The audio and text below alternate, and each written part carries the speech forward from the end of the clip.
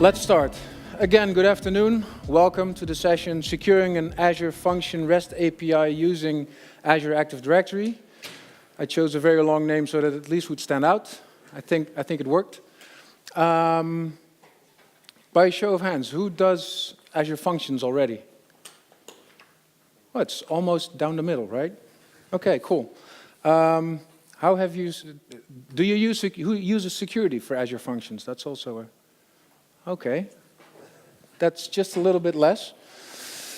Let me start by saying I'm Rick van den Bos. I work at BAT a bit. Long story short, I do stuff in the cloud. So that's why I'm here today. You can find any and all of information about me at any of these media. Also, the code and slides of today's presentation are already in GitHub, but after this afternoon I will make it a public repo so you guys can go in there and have a look. So what we'll be covering today, we will have a look at Azure Active Directory. What is it? What can you do with it in a high level? We're going to talk about Azure Functions. I'm going to touch upon static website hosting in Azure. I will talk about the authentication libraries that Microsoft has for their endpoints for Azure Active Directory. And then we're finally going to put stuff together, and I'm going to show you how to actually have an Angular web app talking to an Azure Functions REST API secured by an Azure Active Directory token, if everything works. I say that because 2 weeks ago I did the same talk for the WAZR, the We Love Azure user group here in the Netherlands, and everything worked except for the final demo. That was the yay moment, so I hope that somebody at least will shout yay at the end of the presentation if stuff works. Let's start out with Azure Active Directory. As the normal Active Directory, Azure Active Directory is an identity and access management service, but the fact that Azure is in front of it means it's a cloud access and identity management service. You can use it to have your employees sign in and connect to applications that you have inside of your organization. And it's seamless, it's comprehensible, and the main reason is because it's so much like a local Active Directory, and there might even be some people in here that already have their local Active Directory synced to their Azure Active Directory, which gives you single sign-on, so you can just log into that application as you do on your own applications internally, but then using the Azure Active Directory accounts. Azure Active Directory actually connects to a lot of different services, and it allows you single sign-on to a lot of different services. If you use Office 365, you probably have an Azure Active Directory tenant that you use to connect to your Office 365 account, which is in the end just a normal Azure Active Directory tenant, but this time it's Office 365. But also a MyDay or a Google Apps or, of course, Azure. You can use all of those, you can use Azure Active Directory for all of those apps. But who uses Azure Active Directory? Well, IT admins. Because as an IT admin, you can use Azure Active Directory to control access to your apps and your app resources based on business requirements that you have. Or as an app developer, because Azure Active Directory gives you a standards-based approach for adding single sign-on to your application. And as a subscriber, you're already using Azure Active Directory. So for instance, as I already said, if you use Office 365 or Dynamics CRM Online, you're already using Azure Active Directory as an identity management service. So there's a couple of pricing tiers for Azure Active Directory, and the top one is pretty interesting because it's free. And we love free, right? There's a couple of things there that hold you back. Then you can see basic, which is still a fair amount per month. But then if you go to premium, stuff gets a little bit more pricey, but there's a reason for that one. They use a pay-as-you-go license feature license, but you do this for an annual commitment. So you can't say today I have 10,000 users and next month I have 20,000 and the month after I have 1,000, so scale accordingly. This is based on an annual commitment. Now, this is actually a pretty busy slide, but the only thing I wanted to show here is that for free you have a 500,000 object limit in your Azure Active Directory. And for the free and basic, you have a limited amount of apps per user. The rest, these features are equal for the different pricing tiers. What you get as soon as you switch over to basic is, for instance, group-based access management or company branding. So you can have your login, logout page, display your own logo, and if you want to go all out, you can even define an HTML file. The only thing you need to do is add a specific div with a specific ID inside. Microsoft will inject the login part there, and all the rest can be branded. For premium, you get even more and more and more. Stuff like self-service password reset or MFA, multi-factor authentication. Next to the normal Azure Active Directory offerings, we also have Azure Active Directory B2C, business to consumer. This is a whole different ballgame. It's still Active Directory, but it's meant to be connected to, to connect your organization to end consumers. So if you're going to write the next big social thing, you probably don't want all of those users to be in your Active Directory online. So you can create your own Azure Active Directory B2C tenant and have all your users in there. You could give them local accounts, or you can have them authenticate with Facebook, Google, Twitter, or whatever big social identity providers available. So Azure Active Directory is an identity management service that enables you to customize and control how customers sign up, sign in, do their password reset. And I would like to say you can do all of this using policies, but you can also do all of this using flows, which is V2 for policies. I will try and shine a little bit of light on that one, but it might be just a little bit too much information for now. If you think about the pricing, this is a big difference. You can see here that the first 50,000 are free, but the next 950,000 are only 0.093 cents per user. And this is not based on an annual commitment. This is pay-per-use. Also, as you can see all the way on the bottom, you have MFA available right away. So if you have a small application that uses 2, 3, 500, maybe 10,000 users, you don't pay anything. If you want to give them MFA, sure, you don't have to go to Azure Active Directory Premium P1 or P2. You can just use B2C. However, for an MFA authentication, you pay 2.6 cents extra per authentication. If you look at the biggest differences between B2B and B2C, actually these are already here. For organizations, especially the SSO is most interesting, because the single sign-on for the organizational part, for the left part, is all your connected apps, and on the right part is all the apps that are in the B2C tenants the user is in. So there's a big difference. Jumping right into Azure Functions. One of the things that's really cool here, I think, is the fact that it says event-driven, because Azure Functions really allow you to respond to any type of event. And this event can be, for instance, a blob being created, or a message coming into service bus, or whatever, an HTTP call.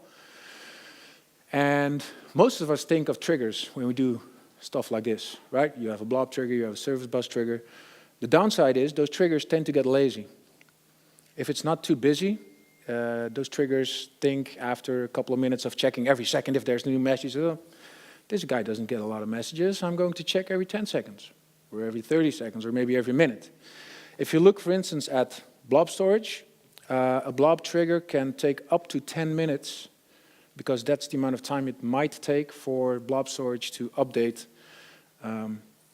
their metadata that there's a new file available. The cool thing there is Event Grid.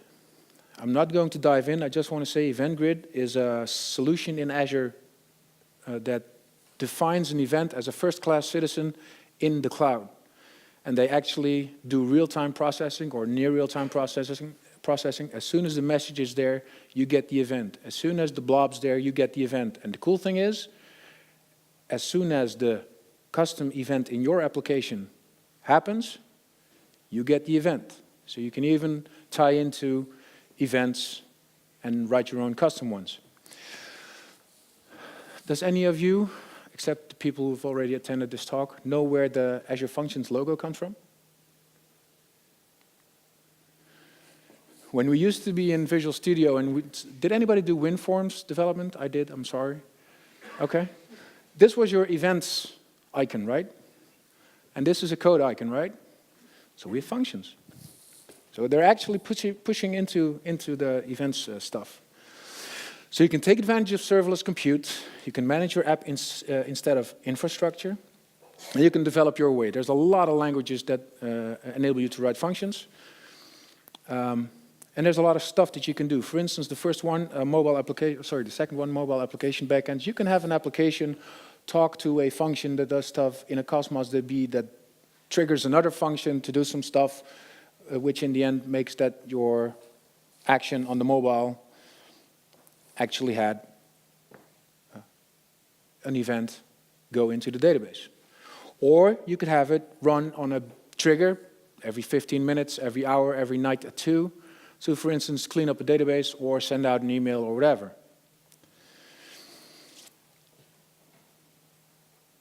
Hosting Azure Functions, that's a whole different ballgame. It can be done in 2 different ways.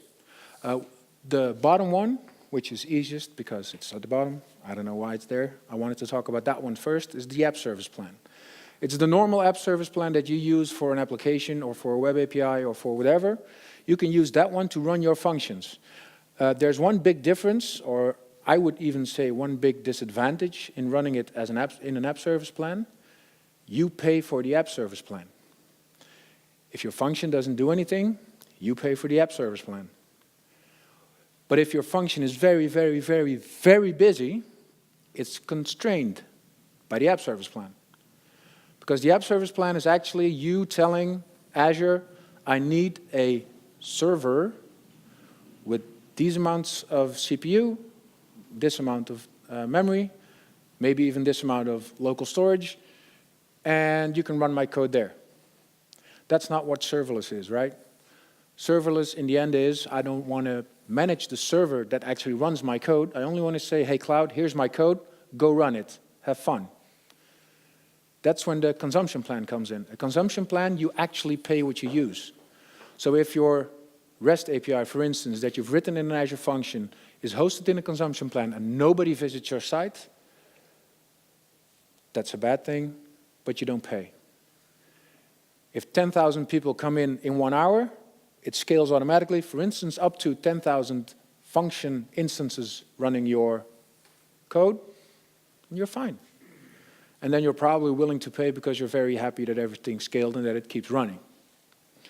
So, sorry. It was the old idea that your functions run within a web context, right? The app service. Yes, it used to. Oh, you mean the app service? Yeah, not entirely anymore with Functions v2. You can, but still, even in v2, if you run the functions in the consumption plan, in the end, there's still a lot of ASP.NET Core going on around it to enable all kinds of stuff for you. But yeah, thanks.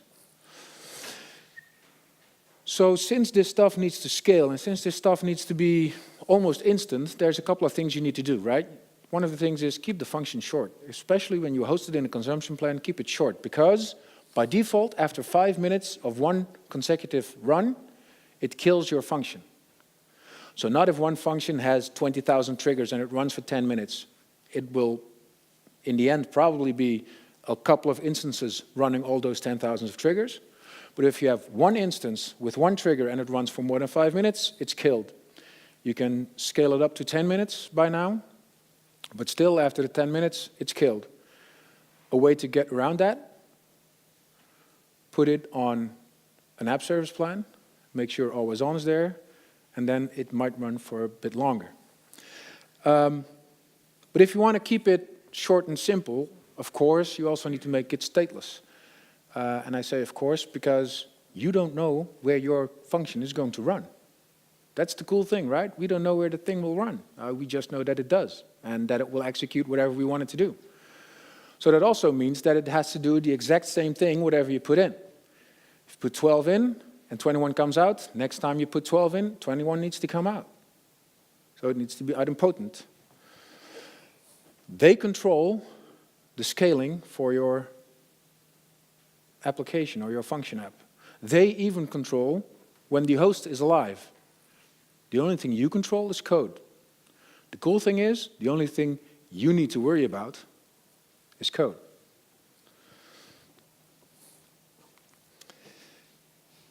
So we've talked a bit about Azure Active Directory, so that's identity and access management, right?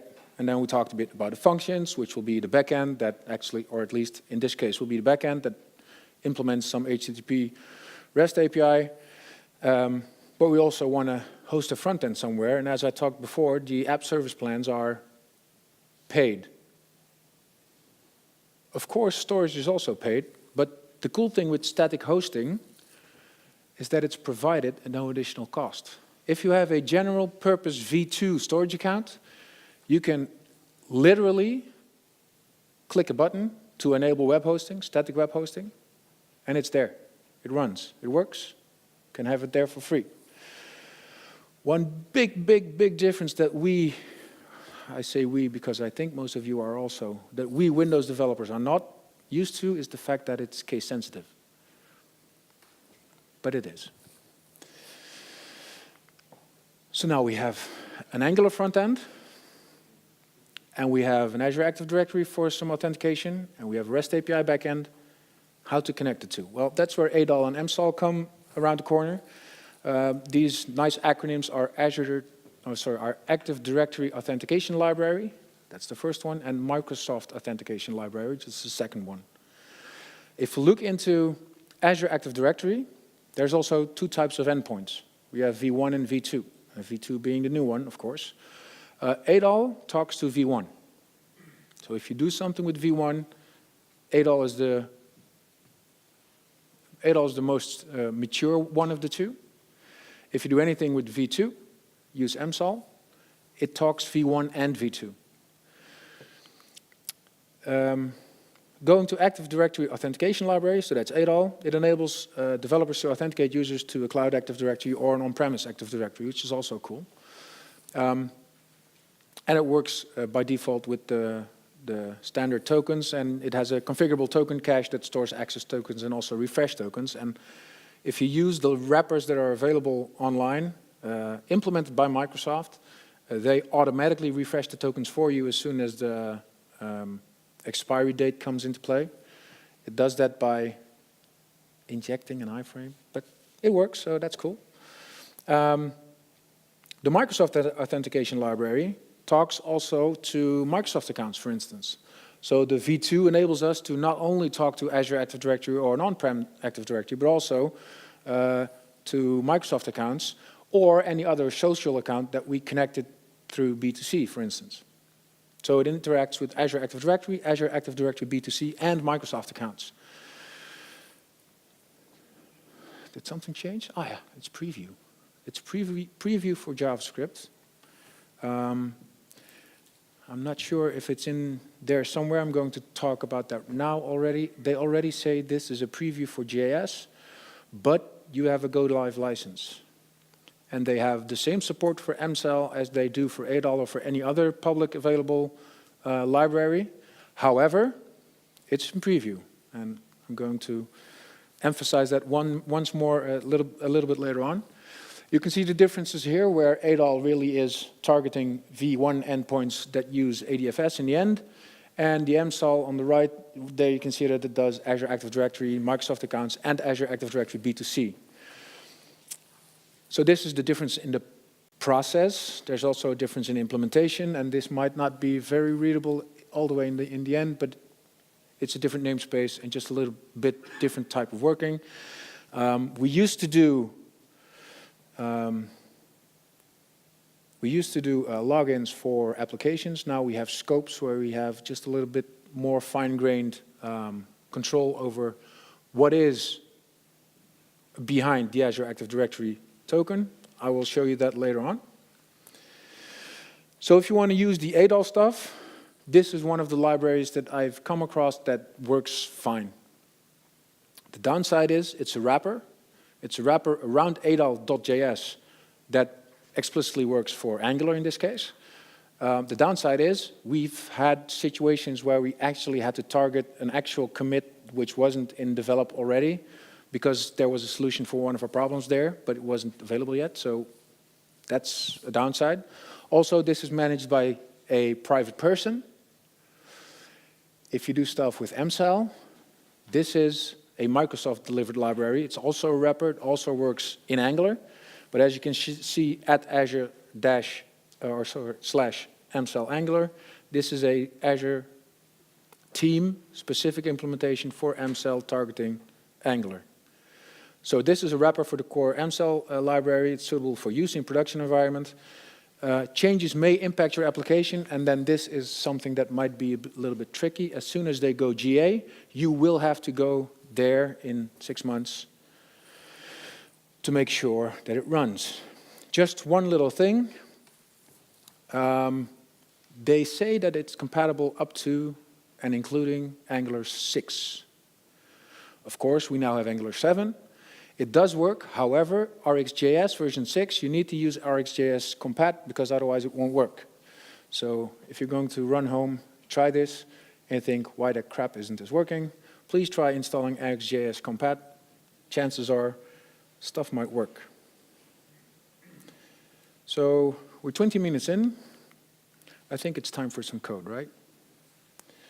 Oh, I even had this nice thingy. Let's switch. I am aware of the fact that this is all way too small for you to read everything that's on there. That's partially the reason it's so small. No, that's not true. I will zoom in if anything interesting happens.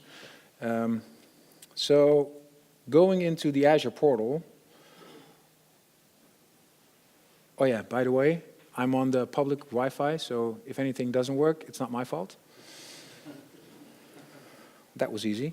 This is the old app registrations blade in the Azure portal, and this was one of the downsides I encountered in this blade.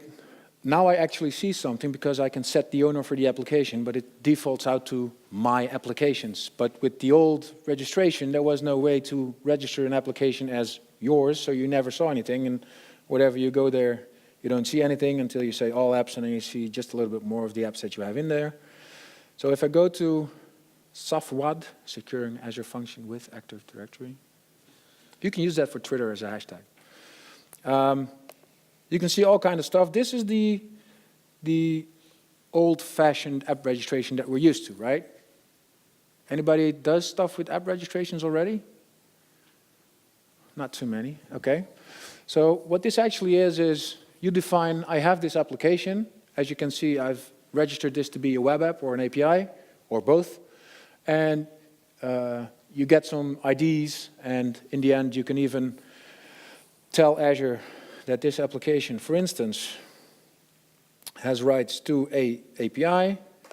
So if I add something here and I can say select API, for instance, you can see that you can give it rights to talk to Azure Data Lake or to DevOps or to Office 365, and then the application has rights to do so on your behalf, and that helps. Cool. But in the end, this is some properties. You have reply URL where it redirects to as soon as you're logged in, and then this is most of the stuff.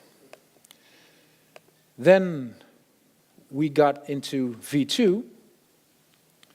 I'm going to close this. No, I'm not going to close this down yet. Then we went into V2. Then we got apps.dev.microsoft.com. You could register your applications here, and you could give it all kinds of properties. Again, it would give you a GUID that was the application ID or the client ID, depending on the library that you're using for the name. But this was the way to register a V2 application. Well, as you can see on top here, we will no longer support registering and managing converged and Azure AD applications starting May 2019. So to do so now, they have App Registrations Preview, which is a new blade, which tends to start out the same, but then you get a little bit different experience after you've created the application.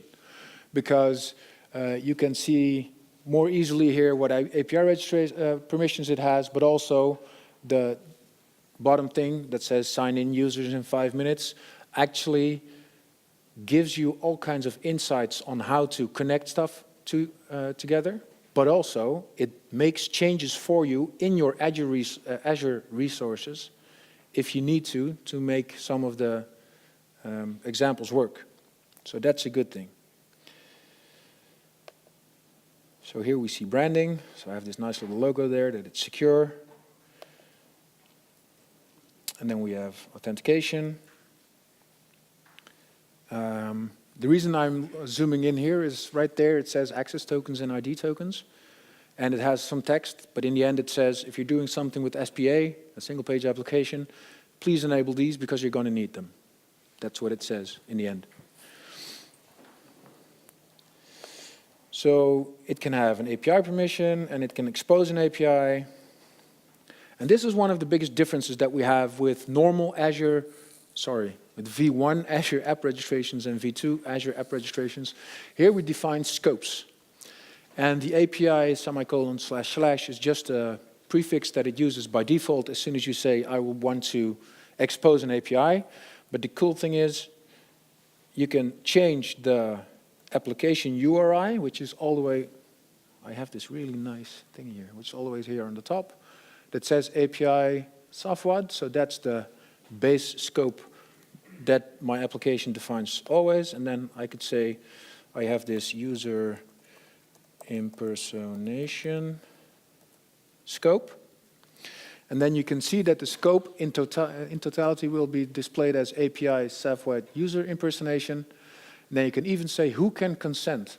So you could have a scope that needs an admin consent. So only admins of the Azure Active Directory that you do this in can consent that users are connecting their accounts to these applications. Or you could say users can consent also. And as soon as you do that, the very first time somebody logs in, it actually asks this and this application wants to access this and this information from you. Is that okay? And only if you click yes, that's okay, you can use the application, of course. For this demo, for later on, I've created this little scope, which is general access on the API securing Azure Functions with Azure Active Directory. So I have this really cool text that is displayed as soon as anybody asks me or is asked consent. That just asks, please consent this. Then we have an owner, which is me without my image. And then we have a manifest. This is also very interesting. Every once and again, stuff happens in Azure that you can't fix with a normal blade. Then you need to go into either resources.azure.com, which, for instance, I used way back when I wanted to enable an application to ask for a client certificate. That wasn't in a portal yet, but you could do it in Azure Resource Manager. And in this manifesto, you can change all kinds of stuff for your app registration. So if you know, for instance, that you're going to use the OAuth allow implicit flow, which is actually the checkbox in the tokens stuff that we saw earlier, then you can just change it here, and the thing will automatically propagate through into the changes that you need in the blade.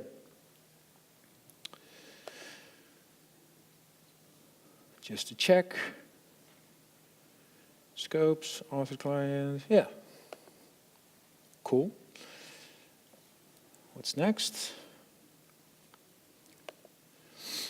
Going into my API backends that I implemented. So, as I said 2 weeks ago, this didn't work.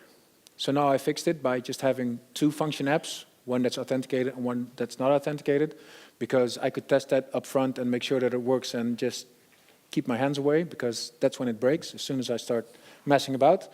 As you can see here, I have 2 function apps, which are actually more or less the same. They have the same functions underneath, and one of them is SAFWAD API, and the other one is SAFWAD FA for function app. So let's go into the FA one. there's a couple of things that are important. If you go under platform features, as where I am now, wait, there's this other cool shortcut that I can use, and then I can click while being zoomed in. And then it's on the right, probably. There it is. Wow, it actually works. Here you can see the cores stuff that I added to make sure that my front end can talk to this API without getting blocked by, for instance, Chrome or Edge or Firefox, because they don't do core calls anymore by default. I was hesitant about the Edge, that's why the Edge. This means that anything hosted at localhost 4200 or software storage z6.web.core.windows.net can call this REST API and get an answer. The reason for the bottom one, I'll come back to later. So if I go to the other one, there's also some core settings. This also has localhost 4200, but I found out that the checkbox in the top wasn't there 3 weeks ago when I created this demo the first time, and then it worked, and then I had the demo and the checkbox was there but wasn't checked, and then nothing worked. Apparently, you need to enable access control allow credentials, which actually allows the application to send its token actually via header to the backend. Because even if your front end is smart enough to add the bearer token in the request and send it to the backend is going to say, I'm not going to accept those headers because my checkbox is off. I didn't mean to sound annoyed there. Okay, so we have some core settings, so we should be able to call them. Let's just fire up Postman, and I'll go to this really awesome thing. If you think, what the heck is he doing up there? Those are environments. You can use those to set all kinds of parameters for a specific environment. So as you can see, we have self-WAD and self-WAD authenticated. Just so you know, I'm not doing any magic. The self-WAD one just points to the FA function app, and the self-WAD authenticated one just points to the API one. So it's just targeting different function apps, nothing really horrible there. Now, if we go to /speak, which is the first one, and I send, then I think I can get a hello, welcome, hello from Azure. Wow, hello from Azure Functions. So this is a function app hosted in Azure that actually sends me back hello from Azure Functions. Okay, so that's cool. Can I get something else? That's the wrong button. Sure, let's go to values, because we have to have a values controller, right? There's no API without a values controller. So if we go there, then there's this random list of people who happen to speak at certain conferences. Really not this one. So I can send this a couple of times. And as you can see, they're fairly quick. It's 60 milliseconds for this one. I can do it again and again, 113, 81, 57, oh, that's nice, 73. Same goes for the simple one that actually returns just a string, 34, 80, 85. Now that's cool. Now things are going to be different, because I now targeted the one that I have authentication enabled on, and it actually just gives you simple 401, unauthorized. You don't have permission to view this page, which is the normal response you would expect from a backend as soon as you have authentication enabled and you don't do anything.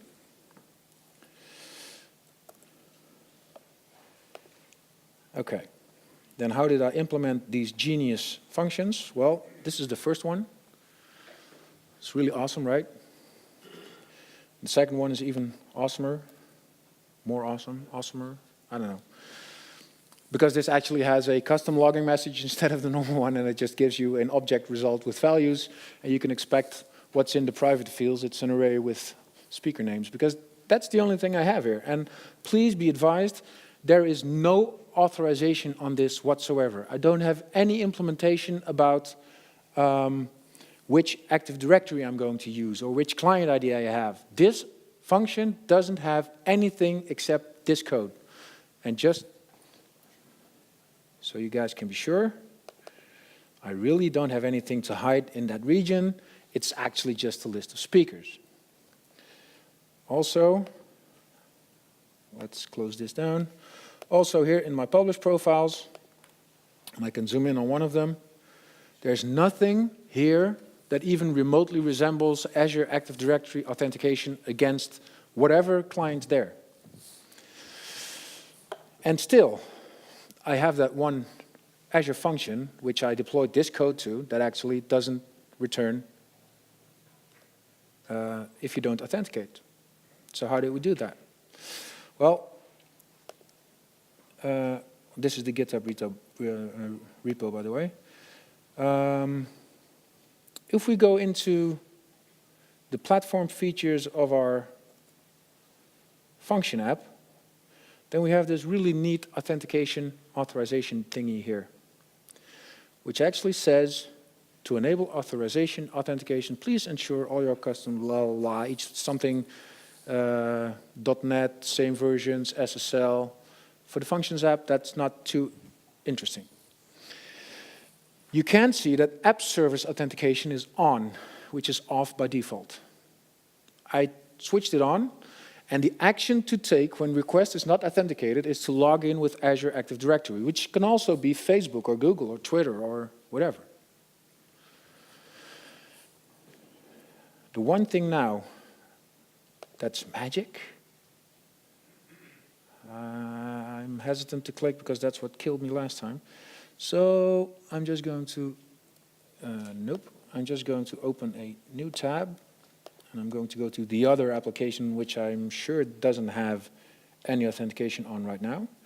So let's click on the function app, was that one? And then platform features, I'm going to click authentication authorization. This one's off, right? This is the default. I click on, I say log in with Azure Active Directory, Express.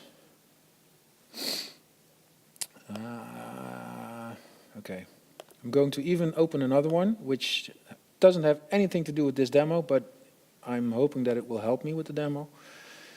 I'm going again to authentication authorization, switch it to on, say login, not configured, Express. Oh, there we go. The first time you go here, and yes, it's only the first time you go here, you can have create new AD app or select existing AD app. I would strongly urge you to not create the app and then connect it to your function app. I would urge you to first create the function and create the app through this, because it does all kinds of magic for you that takes you 2 weeks to fix a demo that worked previously. Again, okay. Yeah, in the end it's cool. It works because you can create an AD app and then stuff works. So in the end, what it does, it creates a this one for you, the sts.windows.net/someGUID. The someGUID is actually just my tenant ID. And then it has the client ID, which is actually just the app that it created in the app registration for Azure Active Directory. But then the magic comes in. One is the client secret, which isn't that magically after all, because it's just a secret for your application that you can generate in the portal yourself. And it adds the savwhat api.azurewebsites.net/.auth login AD callback. It adds that one by default because it needs that for a return URL. But that one, that was the second kicker of my demo last time. That one is an allowed token audience. And my Angular app that's going to talk to Azure Active Directory to get a token wants a token for a specific scope. And the scope is whatever I define under the application URI ID. Remember the one that was on top of the properties page? This is the one. If you don't add this one, you'll get the 401 whatever you do. Okay, so that's the Azure part. Let's see if I have everything of the functions. Yep, let's do a quickie on the storage account, because there's a nice little trick in there as well. So first off, whoever sees it can shout. There it is. Thanks. Static website. As I said earlier, it's really nothing more than clicking a button. By default, it's disabled. You just click enabled. You click save, and then it automatically generates the ID or the URI for you. Does anybody have any clue why I added index.html both as the index page and as the error page? That's also something that you can find out, the easy way being here, or the somewhat less easy way in trying to fix a demo for 2 weeks. No, that's not true. Angular uses routing, for instance. And a route doesn't point directly to an existing file or folder. So your storage account says, I don't know this /fetch that you're asking for. It might be an Angular route, but I don't know the file or the container, so I'm just going to give a 404. But if you then add the index.html as the error path, the application comes into your index.html no matter what, because it's the error page as well, and then Angular routing will pick up and say, hey, you want /fetch? Oh, that's a route for me. I know what to do. They are working on having either webconfig URL redirects or something like htaccess that helps you do stuff like this. But for now, this is a relative simple solution for something that might take you some time. Looking at the time, I'm going to dive into Visual Studio Code because why not? This is my my Angular application, and in short, this is my environment.ts, and I'm pointing towards the API URL there. That's localhost 7071/API, localhost 7071 because that's the default for Azure Functions. This just means I put the service base URL on my environment, which also means that as soon as I go, for instance, into a service, I can just use the service base URL. I don't have to be smart enough to remember the URLs that I have from different environments. That's what Angular does for me. So please be advised, there's nothing horribly complex here, just to enable a call to a backend, either secured or non-secured. Well, there's another service. I mean, we saw the simple one, but we also have the values one, because nothing without a values controller. And then we have an API component, which also does nothing else than have an observable of a string array, speakers $, and it gets the value out of the service. So there's nothing authentication-y in here, right? The only thing that's authentication-y, that's not even a word, but I love it, so I'm going to keep repeating it, is in here. And everything that you find here is also written down in a tutorial by Microsoft, but it's good to know what's here. I actually don't need the log this because it's a logger function that actually helped me solve my issue earlier, but I don't need it per se. The important parts here are this one here, the protected resource map, the mcell module for root, and the providers which I conveniently scrolled right out of view. Still. Wait. There we go. No. I'm going to do this one. I'm going to scroll just a little bit more. Let's go back in again. So, first thing I want to talk about is the protected resource map, all the way on the top. What this actually is, it actually just tells mcell if you want to go to something like the service base URL, give it the token for the API/SAVWAT/general access scope that we defined to be on the application. And then here, in configuring the mcell module for root, you say that the protected resource map is the protected resource map you specified up there. It actually means whatever starts with the service base URL, give it the token if I wanted to. Then the authority that you see right there is always https://loginmicrosoftonline.com/your tenant name. That can be either your ID or your name. Since this is my personal one, it's rick.bosch@outlook.onmicrosoft.com. And the client ID is the application ID I got from the Azure app registration in Azure Active Directory. Now, this one doesn't use the protected resource map yet. Just one little addition. You can see the HTTP interceptors right there where I say I use the class msal interceptor. That's the only thing I need to do to make the msal library smart enough to tie up the token whenever I want to access something that starts with the resource that I defined in the scope. It's the only thing I do. So, if I ng serve this one, it's time, isn't it? 1 minute left. I still have a minute left. I'm only ng building, ng serving.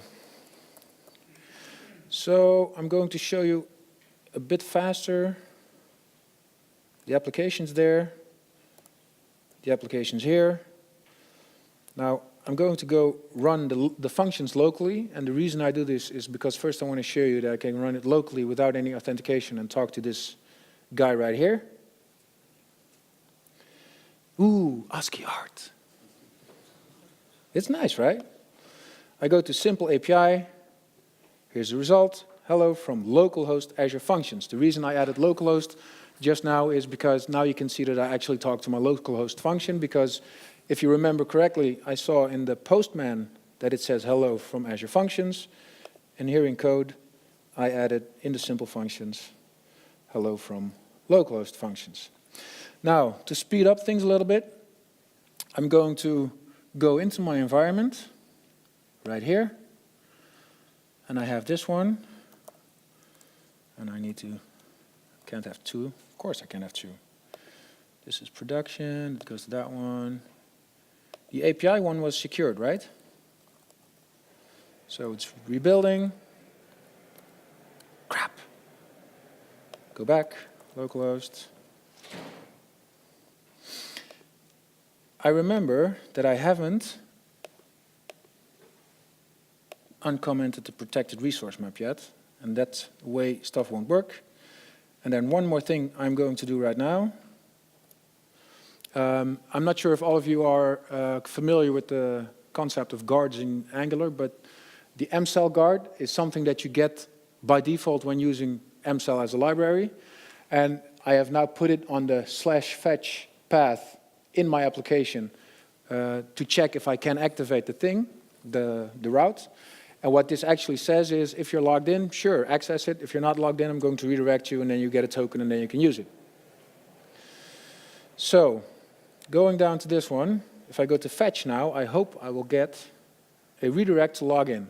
So that's a good thing, right? I log in. And here's that list of speakers. Now, not the yay moment just quite yet, but right here, if I go here, and we go to the values call here, let me zoom in. You can see the bearer token right here, right? So let me wrap up real quick. Let's take the bearer token, go to my postman, go to the authenticated one, and then in headers, I know I can do this with authorization, but somehow I'm more comfortable typing authorization and pasting and everything here. Hello from Azure Functions, because this time it's authenticated with a JWT token it received from an Azure Active Directory, defining that this scope is a valid scope for the token. Yay. Yeah, that was the yay, thanks. Thanks, man. Okay, I know you guys are all probably really in for some coffee or something that looks like it.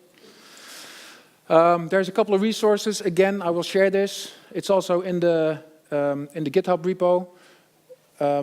If you do rikvdbosch.ch/safwad, it automatically redirects you to the static HTML hosted website in the Azure storage, which I now remember I didn't even show, but believe me, it's the same application that you just saw running locally.